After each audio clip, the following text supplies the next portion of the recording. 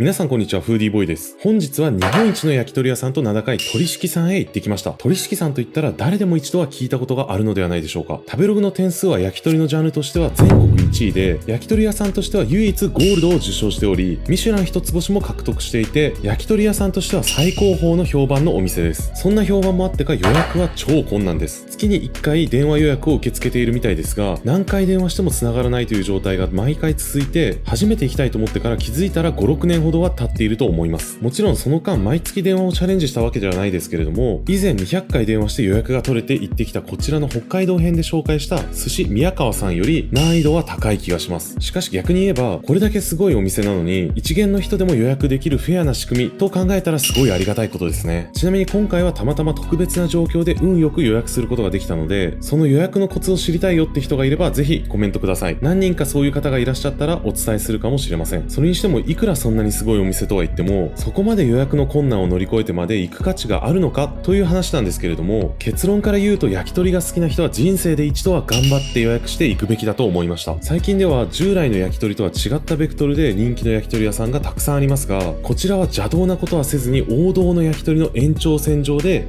極限まで美味しくしたという感じだからそう思いました。なので火入れも素材へのこだわりももちろんすごいです。具体的にどんなネタが出てきてどれぐらい美味しいのか、これから今回いただいた全メニューとともに紹介します。まずはお漬物。しっかりとした塩気と酸味のあるカブとキュウリのぬか漬けです。しっかりと漬けられていて味が濃いので酒が進んで気分が上がりますね。次は煮込み。バケットに乗せていただきます。こちらは6種類の部位を数日間もじっくりと煮込んでいるそうです。ホロホロの食感で継ぎ足しのタレと肉の旨味が分かりやすい上に山椒がかかっていてピリッとしているのでさらに酒が進みますね。そしてここから串が出てきます。まずは柏。柏っていうのは特定の部位のことではなくて鶏肉という意味なのでいろんな部位が指してあります。今回はももと皮とささみの部位をタレ焼きでいただきます。どれも炭火焼き特有の香ばしくてギリギリ苦くないような味わいです。そして噛み締めた瞬間に肉汁が弾けるように溢れ出してジューシーです。外側は焦げ目がしっかりとついているのに中は水分を全然失わずにパンパンに保っている火入れの技術はすごいですね。お口直しには大根おろしを用意してくれています。こちらはおかわり自由となっているので足りなくなったら追加してくれます。甘みのある醤油をかけて大根の辛みと調和されてバランスがいいですね。旨味や油のインパクトが強い焼き鳥を食べた後にもさっぱりとさせてくれます。次は砂肝。こちらはもちろんザクザクとした食感が特徴的な部位ですが、見ての通り普通のイメージ通りの砂肝をはるかに超えてパンパンに膨らんでいました。表面が質のいい油で光っていて独特な食感とともに噛み締めるたびに増していく旨味のコンビネーションをシンプルな塩味がさらに引き立ててくれます。次は鶏白湯スープ。ここで一旦胃を温めて怒涛の焼き鳥に向けて疲れさせないようにしてくれています。胡椒を少し浮かべてあって優しい塩味で旨味がスープ全体に広がっています。塩味のムラや味が濃すぎるといったことは全くなく洗練された味わいですね。次はうずらの卵。こちらはギリギリ半熟じゃないぐらいの火入れになっています。なんだ半熟じゃねえのかよ、半熟の方がいいじゃんって思った方もいるかもしれません。確かに僕も昔はそう思ってましたが、これを食べたら考え方が変わりますね。半熟の代わりにしっかり火入れしているからか燻製っぽい香りがたまらないです。しかしボソボソにはなっていない絶妙な火入れで表面はプリッとしていながら黄身はしっとりクリーミーな柔らかさでまろやかな味わいです。次はカッパ。こちらは野源軟骨なんていう風にも呼ばれている部位ですね。軟骨のガリガリとした硬さとそれについている身のもぎもぎっとした食感が共存していて口の中に飽きが来ない一品となっています。油もたっぷりで食べ応えがしっかりありますが胡椒が効いていて爽やかな後味もあります。次は銀杏。こちらは苦味をほとんど感じず甘くてホクホクしています。よくあるような銀杏のようにねちゃっと歯に残るようなことも全くありません。また炭火が均等に身に当たるように間隔を空けて連なっているのが鳥敷流だそうです。こちらは間違いなく人生一の銀杏で酒が止まりませんね。次は首皮。こちらは首周りの皮だけ切り出した希少な部位です。どうやら1羽から取れるのは串1本分だけだそうで、見た感じしっかりと火入れされていて全体的にカリッカリなのかなと思いきや、カリッとしているのは意外にも外側だけで内側はとてもプリプリしています。歯を押し返すような強い弾力でなかなか噛み切れないのですが、これもまた旨味がじわじわと押し寄せてくるようで楽しい食感です。どうやらくちばしがそのまま歯の役割も兼ねている鳥は首の動きが激しいので必然的に首周りの皮は油が少なくカリッとした焼き上がりになるみたいですね。次はせせり。こちらは今回いただいた焼き鳥の中で一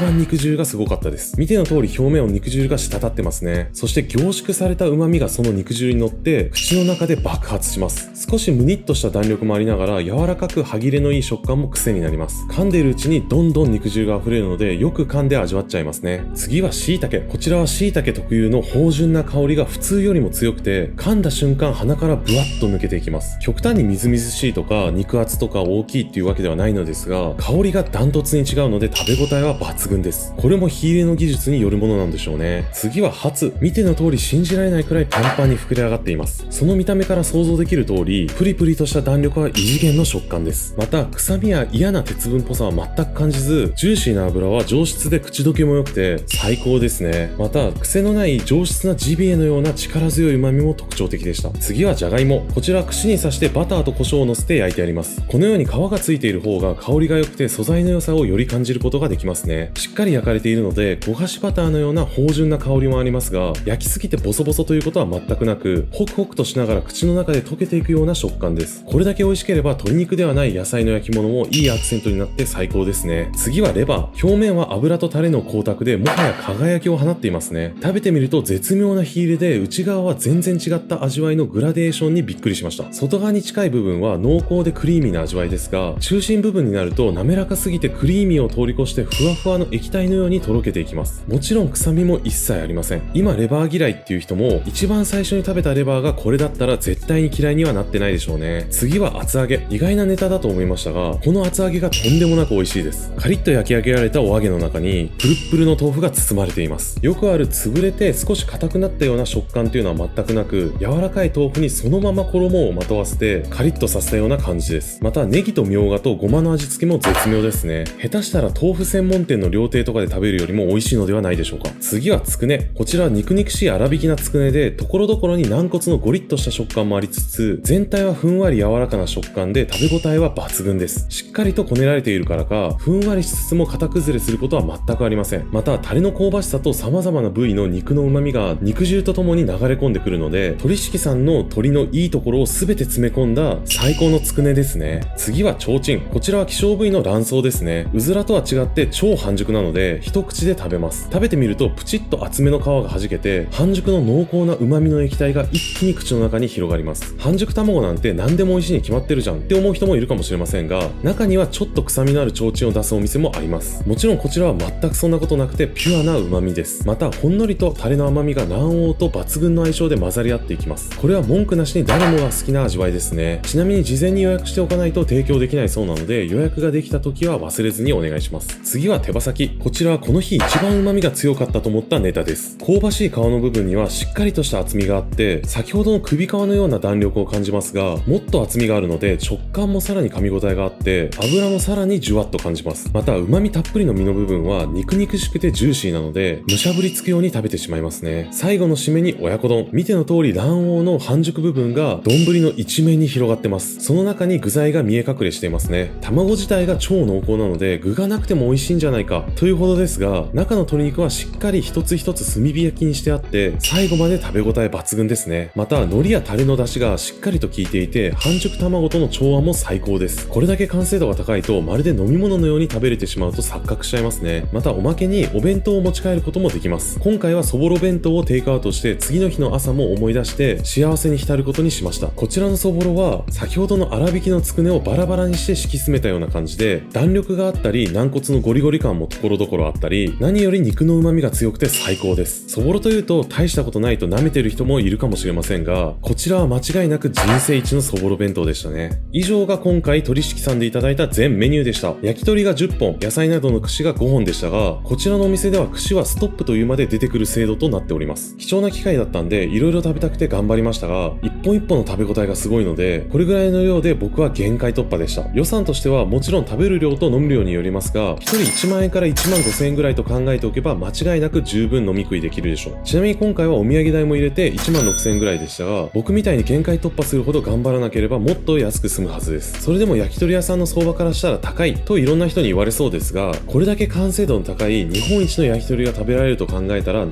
得のお値段ではないでしょう。日本一、つまり世界一の焼き鳥を一度は食べてみたいという人はぜひ予約をトライしてみてはいかがでしょうか。美味しそうだな、行ってみたいなと思ったら高評価とコメントをよろしくお願いします。今後もこのような動画が見たいとか、このチャンネルを応援したいと思ってくれた人はチャンネル登録も忘れずにお願いします。それではまた。